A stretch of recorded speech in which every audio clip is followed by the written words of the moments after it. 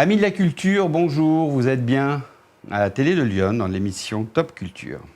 Alors aujourd'hui, on reçoit un phénomène quand même, qui est pianiste et peintre, j'en dis pas plus. Alors une émission ne se fait pas sans vous, donc abonnez-vous, on a besoin de votre soutien.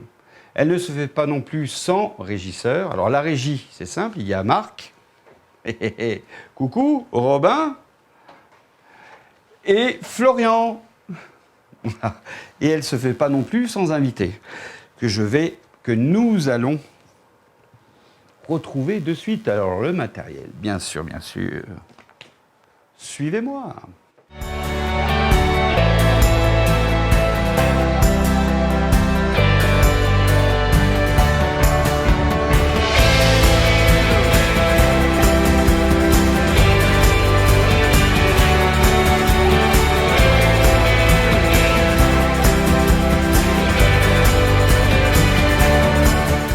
Frédéric, ravi de te recevoir. Alors, on se tutoie parce qu'on se connaît.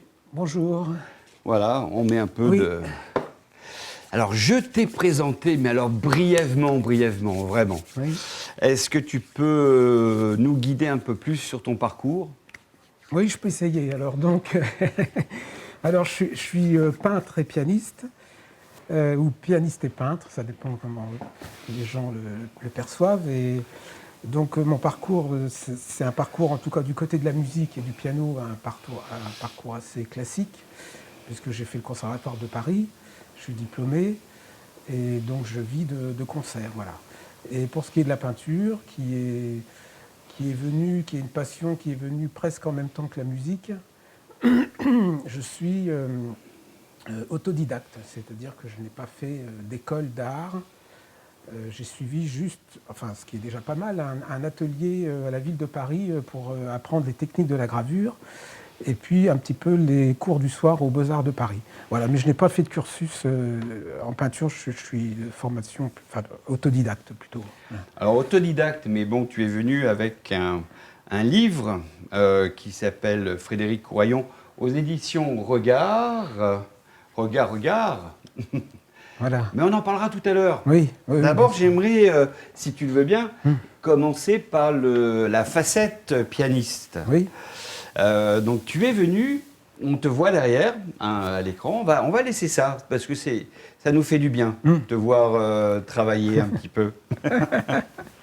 Et donc tu as fait les Beaux-Arts. Non, enfin j'ai fait le conservatoire. Conservatoire, ça commence bien. Le CNSM, Conservatoire de Paris. Tu vois, c'est moi qui suis perdu dans ma fiche géant. parce que j'ai mis de l'eau sur cette fiche. Donc l'eau, ça n'est pas bon, voilà. Donc tu t'es sorti diplômé Du conservatoire. Du conservatoire. Ouais. Et alors, on va écouter tout à l'heure, tu nous as amené 1 minute 30 à peu près de te voir jouer, ça va être un grand plaisir. Mais alors, tu fais partie aussi d'un groupe de Moyen-Âge, où tu fais la musique du Moyen-Âge, le groupe n'est pas du Moyen-Âge, qui s'appelle Obsidienne. Est-ce que tu sais ce que c'est ? Alors, on en a parlé tout à l'heure. Alors, en fin de compte, l'obsidienne, c'est une roche volcanique vitreuse et riche en silice, qui est de couleur grise, vert foncé, rouge ou noir. En tout cas, on la trouve au 5e millénaire avant Jésus-Christ, en Mésopotamie. Est-ce que tu savais ça ? Non, mais j'en suis ravi. Donc, tu fais partie d'un groupe. Oui. Comment est-ce qu'on fait partie d'un groupe qui fait de la musique du Moyen-Âge ? Alors déjà, comment on fait partie ? Déjà, pour moi, c'est une rencontre. La vie, c'est de la rencontre avec des gens. Et après, on choisit de faire des choses avec les gens ou pas. Mais Obsidienne, donc c'est la famille Bonardo, Emmanuel Bonardo. Donc il a fondé ce groupe depuis très longtemps. Ils ont tout un parcours avec son fils Camille. Voilà, sa femme. Enfin, ils sont très nombreux sur scène quand ils montent des spectacles. Et moi, je les ai rencontrés il y a peut-être, je sais pas, il y a peut-être 10-15 ans. Et au fil du temps, on est devenus amis. Et puis, à un moment donné, ils m'ont proposé de participer à un de leurs spectacles au Théâtre de Sens. Et moi, c'était assez nouveau pour moi parce que j'avais plus l'habitude de jouer en solo, c'est-à-dire sur scène, seul. Et là, je me suis retrouvé à avoir un espace. L'espace scénique était différent, c'est-à-dire que je me suis retrouvé à faire des choses, c'est-à-dire à bouger dans cet espace de la scène qui n'était pas du tout... quand on fait un récital de piano, c'est assez codifié, c'est-à-dire on rentre sur scène, on s'assied, on joue, et après on repart sur scène. Enfin, mais là, il y avait une sorte comme du théâtre un peu. Enfin, et une mise en scène. Une mise en scène, voilà. Donc moi, ça m'a beaucoup apporté, voilà. Et puis ils m'ont fait aussi découvrir tout un pan du répertoire que je ne connaissais pas grâce à eux. Et donc, on a monté des spectacles ensemble. Enfin, j'ai participé à quelques spectacles avec mes tableaux sur scène aussi.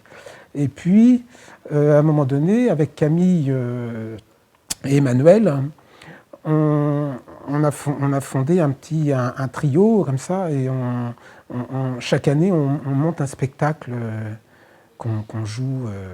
Toujours dans sur un cette thème époque particulier. Du Moyen-Âge Non, pas que, ça balaye un peu plusieurs époques. Alors, il y a le Moyen-Âge, il peut y avoir de la chanson française. Alors effectivement, quand c'est du Moyen-Âge, les parties au piano sont adaptées. Enfin, parce comment est-ce qu'on trouve piano, des partitions du Moyen-Âge? Moi, je ne suis pas spécialisé dans ces trucs-là, mais c'est un peu comme les manuscrits dans les minures du Moyen-Âge médiéval. Elles sont dans ces partitions originales, elles sont dans des bibliothèques, en fait. Bibliothèques, elles sont numérisées. Maintenant, elles sont numérisées, oui, bien sûr. Voilà, c'est difficile de donc trouver. On peut les trouver, mais c'est un vrai travail de recherche. Hein. Et donc ils viennent ils te proposent chaque année donc un univers différent, on va dire. Oui, Emmanuel, il est créateur, il crée le spectacle, c'est-à-dire il fait le déroulé du spectacle, et puis voilà. Et donc mais tu joues seul. Tu joues aussi, seul. Oui. Est-ce que peut-être on pourrait t'écouter? Est-ce qu'en régie, on a... Alors c'est une petite partie, hein, oui. de ce que tu peux faire, hein, voilà. 1 minute 30. Oui, parfait. Pour vous.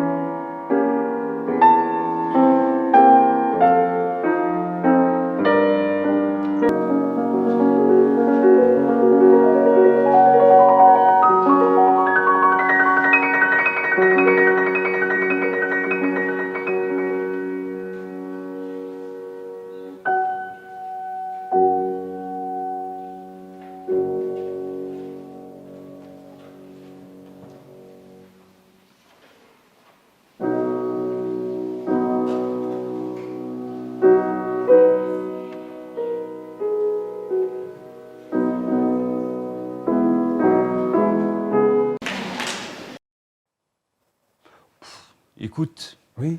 Est-ce que tu peux décrire ce que l'on vient de voir et entendre? Oui, alors là, c'était un concert qui était dans le cadre d'une exposition de Christian Bonnefoy à Arcueil, et donc on a organisé ce concert. Et là, ce qu'on a entendu, c'était un petit peu un pastiche de plusieurs œuvres. Il y a un peu de Satie, un nocturne de Chopin, et puis la fantaisie opus 49 de Chopin. Voilà. Donc ça, c'est des choses que je joue régulièrement dans mon répertoire. Chopin, la musique romantique. Voilà, bon, le répertoire en piano est très vaste, hein, parce que le piano, c'est une sorte de réduction de l'orchestre. Donc on peut tout faire avec cet instrument. Très bien. Voilà. Et là, tu es accompagné de quelqu'un qui... Oui, qui a eu la gentillesse de me tourner les pas. Ce spectacle ne pourrait se faire? Oui, sans qui je ne pourrais jouer que 2 pages. Voilà. Non, c'est vrai, parce que on peut jouer par cœur, mais il y a toujours un risque de jouer par cœur en concert. Il y a le risque de la mémoire. Et c'est vrai que moi, je suis assez, entre guillemets, insécure par rapport à la mémoire. Et j'ai assez peur de ça. Donc, je préfère être en sécurité, avoir la partition avec moi. Et puis, du coup, ça me donne plus de liberté aussi par rapport à l'interprétation. C'est-à-dire que ça te rassure plus? Ça me rassure et ça me donne plus de liberté pour interpréter. Parce que l'angoisse de la mémoire peut être telle que ça m'empêcherait d'exprimer peut-être certaines émotions. Comme au théâtre, le trou noir, toi, l'angoisse, c'est pas de la note noire, puisqu'elle existe, oui.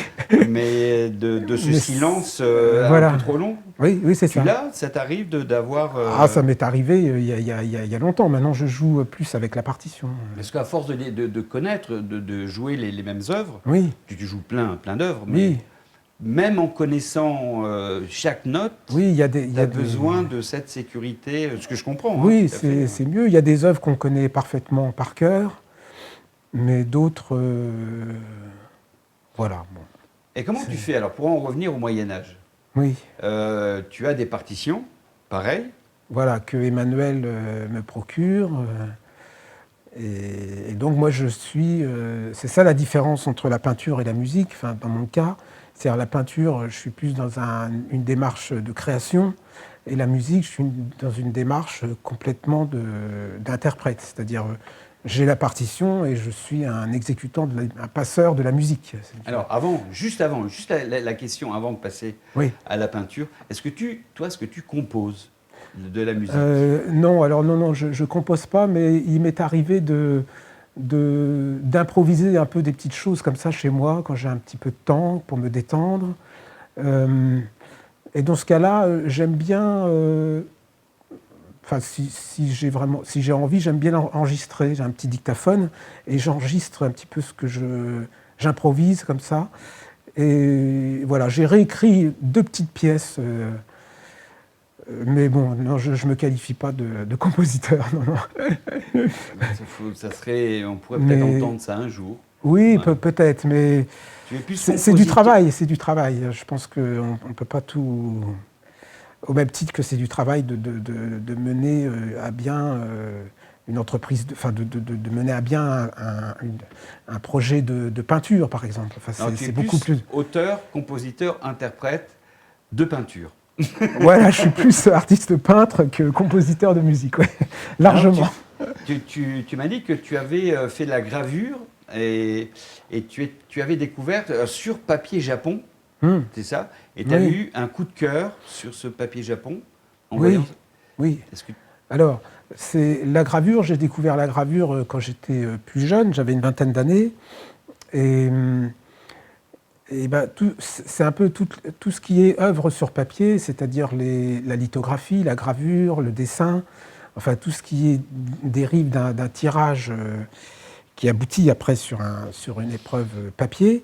Je pense que c'est très important. Moi, j'ai trouvé le papier qui me correspond par rapport à peut-être à ma sensibilité personnelle, et c'est un papier Japon sur lequel je fais à la fois mes tirages de gravure et puis aussi sur lequel je dessine. C'est un papier qui est transparent comme du papier à cigarette et qui est très précieux, très, très intime, et il dégage une transparence très mystérieuse. Voilà. Et donc ça convient bien à ma sensibilité. Mystérieuse. Comment est-ce qu'il est fabriqué déjà Ça, je connais. En quoi il est mystérieux pour toi alors ce papier? C'est ce qui dégage comme lumière en fait. C'est évident que par exemple, si je prenais une feuille blanche classique de photocopie et que je dessine un trait, ça ne va pas du tout vibrer de la même manière sur un papier Japon. Ça va être beaucoup plus profond, beaucoup plus beau. Ou tu n'as pas le droit à l'erreur, peut-être? Non, ce n'est pas une question d'erreur. Au contraire, l'erreur, ça, elle est bienvenue, souvent. Enfin, c'est ce que Francis Bacon parle de l'accident. Et l'erreur, l'accident, c'est quelque chose je dirais, nécessaire quand on est dans la création, on peut même chercher parfois à le provoquer, soit en balançant de la peinture un peu au hasard, entre guillemets, mais c'est un hasard, je dirais, organisé. Enfin, Ouais, quand je parlais d'erreur, j'ai en mémoire la phrase de Gainsbourg qui disait l'encre de Chine, on n'a pas droit à l'erreur. oui, C'est-à-dire il avait déjà en tête oui, ce qu'il voulait faire et justement, il n'avait pas droit à l'erreur. oui, Est-ce que toi, quand tu composes sur une toile, oui. est-ce que tu sais à l'avance ce que tu vas faire ou justement tu te laisses...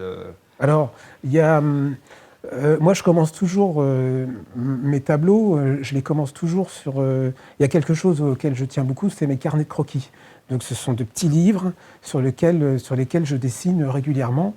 Et quand je fais des recherches sur un sujet de tableau nouveau, je commence à griffonner des choses dans mes carnets, à rechercher un petit peu. Et puis, c'est une sorte de source un peu.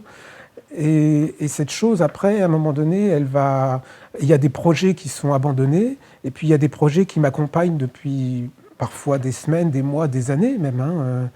Ils reviennent de temps en temps, ils partent de mon esprit, et à un moment donné, il devient nécessaire de les illustrer, enfin de les peindre en images, quoi. Est-ce que tu t'inspires de la musique, d'une certaine musique, quand tu Euh, crées, quand tu composes ouais, je crois que tu fais oui, beaucoup la peinture à l'huile. Tu te sers oui, beaucoup de peinture à oui. l'huile. Ouais. Oui. Alors pour répondre à ta question, est-ce que je m'inspire de la musique? C'est une question assez complexe, mais je dirais que... Est-ce que la musique a une importance dans ce que tu composes? Est-ce que parfois tu composes dans le silence? Est-ce que quand tu peins, oui, quand tu oui, crées, est-ce que c'est plus le silence ou est-ce que ça dépend des moments, hein? ça dépend des moments, voilà. C'est-à-dire que parfois la musique accompagne en général l'atelier, mon atelier, accompagne l'atmosphère de l'atelier, et parfois elle me dérange, donc il y a plus, je coupe la musique. Tu es venu Mais avec quelques-unes des photos de tes peintures. oui, Je vais te demander un exercice très très dur. oui, Parce que ça peut nous paraître simple voilà, oui. ou pas, mais est-ce que tu peux commenter par exemple? Oui, je peux commenter. Alors, cette image qu'on voit à l'écran, c'est une estampe, c'est-à-dire une gravure, qui est tirée justement sur un papier japon. Donc, la gravure, alors pour expliquer un petit peu aux auditeurs, c'est un procédé en fait qui est en creux, c'est-à-dire on creuse sur une plaque. Alors il y a différentes plaques, les plaques de cuivre, le zinc, le plexiglas. Enfin moi en l'occurrence, je travaille sur la plaque de cuivre. Donc je creuse. Il y a une technique donc d'enfoncement en fait, comme une empreinte qui se fait. Et après cette empreinte, elle est recouverte d'encre. Et après, on fait un tirage comme un système d'imprimerie, quoi, en fait. Et donc, il y a plusieurs techniques de gravure. Il y a l'aquatinte, l'eau forte. Là, il y a aussi le carborundum, qui est une technique qui a été inventée dans les années 50. Et moi, j'utilise un petit peu l'ensemble de toutes ces techniques de gravure. Ouais. Tu me parlais du charbon Alors, à un moment donné. Comment? Tu me parlais de charbon à un moment donné. Est-ce que Oui. c'est à ce moment-là qu'intervient le charbon ou pas du tout? Alors, le charbon, il intervient plus dans... Je l'ai découvert quand j'étais petit, en fait, le charbon. Mon grand-père, il a entreposé des sacs de charbon dans la cave. Et j'étais intrigué par cette matière. Et quand j'ai commencé à peindre, je dirais, comme je suis autodidacte, il a fallu que je trouve des chemins un petit peu de traverse pour arriver un peu à mes fins, pour arriver à exprimer des choses. Et le charbon, j'ai commencé à inclure le charbon dans mes tableaux. Là, par exemple, cette image, qui est un grand format, une maternité, donc le ciel étoilé, c'est un ciel peint, le charbon est collé avec de la peinture, enfin, sur la toile, et ensuite, il y a effectivement de la peinture à l'huile qui est aussi appliquée. Donc pour cette histoire de ce tableau, je peux dire un petit peu, c'est-à-dire que à un moment donné, je me suis intéressé, j'avais retrouvé une ancienne carte, la plus ancienne carte d'étoiles de la route de la soie, Et ce parchemin, en fait, je le trouvais très beau. Ces constellations, c'était juste des petits points. Enfin, c'était vraiment magnifique. Et cette chose, en fait, elle a commencé à venir un petit peu dans mon travail, en fait. Et là, cet arbre qui sort de la mer, enfin, je l'ai voulu une sorte de constellation un petit peu lumineuse comme ça, inspirée de loin évidemment. Hein. On pourrait pas donner des citations de constellations là-dedans, mais ça donne un univers qui correspond à quelque chose de poétique. Enfin, en tout cas que moi j'ai voulu poétique. Voilà. En tout cas, c'est très réussi, on trouve Oui. dans ton livre. Tu parles de Route de la soie. Tu es attiré par le côté la Route de la soie, c'est un peu Orient, asiatique. oui, voilà. Bah, les estampes japonaises m'ont beaucoup imprégné. La première estampe qu'on a vue, c'est d'après une estampe de la chasse aux lucioles. Donc c'est d'après une estampe japonaise. Quand j'ai découvert cette estampe, j'ai été assez frappé, puisqu'en fait ça représentait des petites lucioles dans le ciel de couleur noire, donc la nuit. Et en fait, il y avait cette idée un petit peu de métamorphose, c'est-à-dire ces lucioles qui illuminaient le ciel devenaient en fait des étoiles. Et je trouvais ça très, très poétique. Et là, ce qu'on voit, c'est aussi japonisant, puisque il y a ce personnage qui tient une branche d'amandier, enfin, ou de cerisier après. Et les fleurs illuminent le ciel noir. Enfin. Tu as fait des voyages au Japon ou... Jamais, non. Jamais. Mais alors après, c'est peut-être mon amour de Van Gogh, parce que lui, il voyait du Japon partout quand il arrivait en Provence. Et c'est vrai que les estampes japonaises, là encore une petite enluminure. Une enluminure, donc là c'est vraiment des tout petits formats. On en parlera, je crois, après. En luminure, on peut y aller en luminure. Oui, c'est la chasse aux lucioles, là, encore une fois, décidément.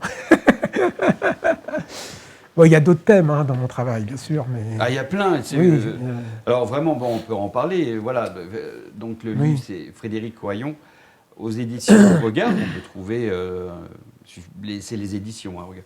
Tu as choisi, tu aurais pu mettre un titre à cet ouvrage, tu as choisi de ne pas en mettre.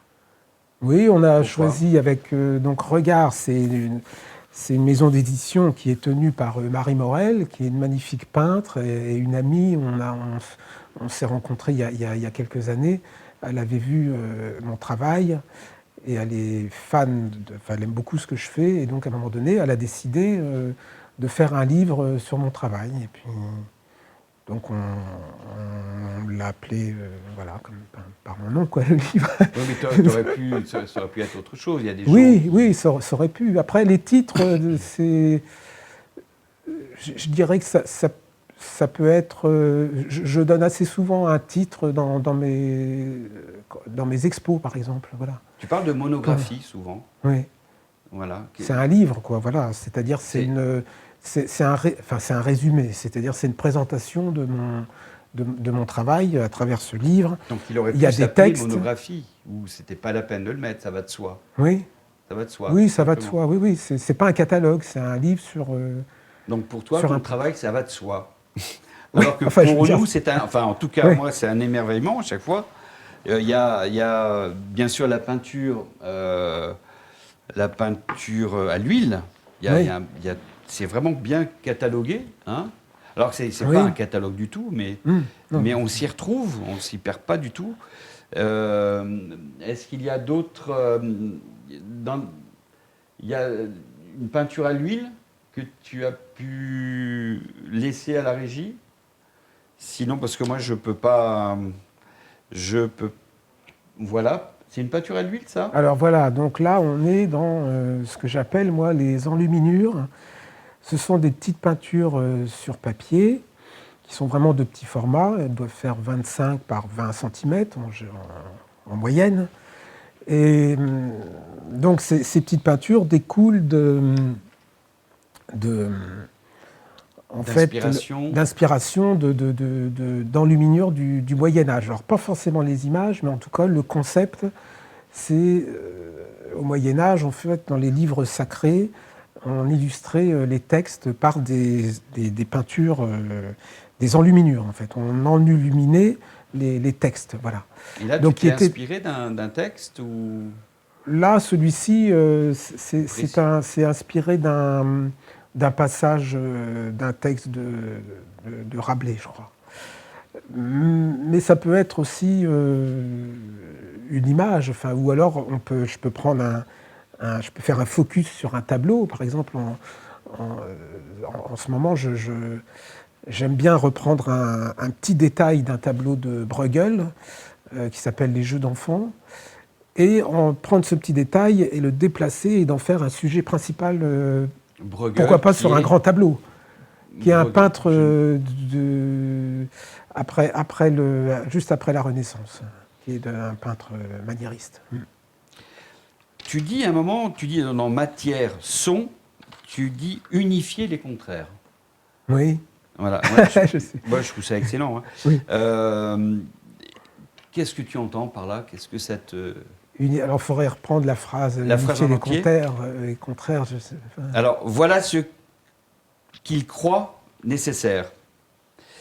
Non qu'il le croit du reste, mais bien plutôt qu'il le sache. De cette tranquille certitude qui ne sied qu'au mystère. Peintre et musicien, il traque, mystique, une vibration lumineuse, un air incertain qui, au-delà de ses gestes, renouera l'infinie sensation qui le fit exister. Exister à nouveau, jouer cet instant, un instant seulement, car carpe diem, je suppose. Ça, c'est un texte de Emmanuel Souchier ou Christian Norbergen, je ne sais plus, mais pourquoi tu as voulu mettre ça ou pourquoi est-ce que l'éditeur, vous êtes... Non, oui, c'est-à-dire quand on a eu le projet de ce livre, on a essayé de... déjà, il y avait les images qui étaient quand même importantes, et puis aussi, il y a eu des textes qui ont été écrits sur ma peinture. Donc on a regroupé un petit peu l'ensemble, et puis il y a eu aussi un entretien qui a été fait en public à l'abbaye Saint-Germain lors de l'exposition. Il a été enregistré, il a été retranscrit ensuite par écrit, voilà, qui est un entretien... J'ai mis plein de post-it, oui, et bien. Je m'en sors avec tout ça. Alors, il y a un entretien, oui, avec Emmanuel Souchier, un entretien bien, qui prend quand même pas mal de pages, qui est bien détaillé, où tu te dévoiles quand même pas mal. Oui, j'essaye d'expliquer ma démarche artistique. Et si tu pouvais résumer, non? C'est difficile de résumer. Hein. C'est compliqué. Disons que je dirais que moi, je crois beaucoup en peinture à la tradition, c'est-à-dire que pour moi, il va sans dire que je ne peux pas envisager de faire un tableau sans prendre une source quelque part. C'est-à-dire que là, on parlait des enluminures.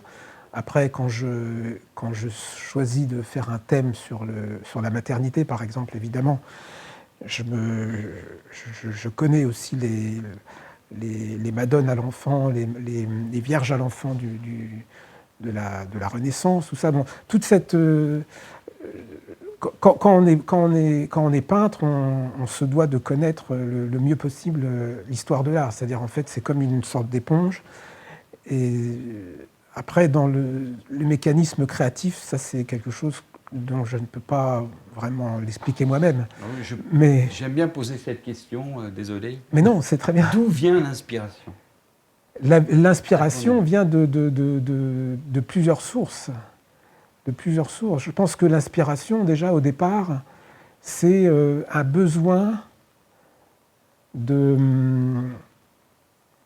C'est Jacques Brel qui disait ça. Il disait je pousse des cris de petit oiseau comme quelqu'un qui a mal. Enfin, il y a un besoin d'exprimer quelque chose déjà à la base, mais l'inspiration, ça vient... Oui. Il peut y avoir des petites choses qui vont créer cette inspiration, mais d'où vient cette inspiration? Il y a autant de réponses que d'artistes, à mon avis. Hein. Oui, Donc il n'y a pas une seule réponse. il n'y a pas une seule réponse. Il n'y a pas une seule réponse. Mais l'inspiration, elle vient, c'est propre à chacun. Moi, elle vient, pour mon cas, elle vient je vais piocher dans l'histoire de la peinture, dans l'histoire de l'art, et puis aussi dans des textes aussi. Je peux lire un conte, et puis ça peut me donner des images, des idées de tableau. Voilà, ça peut être ça. Bah, c'est une bonne phrase de conclusion. Ça Oui, passe vite. Hein, ça passe franchement. vite, C'est oui. vrai à chaque fois. Oui, c'est Donc incroyable. je te remercie énormément C'est moi qui te d'être remercie, venu Nicolas. nous voir, d'être venu nous présenter ton livre Oui. que l'on peut avoir aux éditions Au Regard. On va laisser un lien. Oui. Et j'aimerais bien qu'on se quitte en remerciant aussi la régie, Florian, Marc et Robin. Voilà, et puis on vous remercie d'être fidèles parce que vous êtes de plus en plus à la télé de Lyon, à l'émission Top Culture. Et j'aimerais bien qu'on se quitte en revoyant encore et en réécoutant encore le petit passage que tu as bien voulu nous laisser.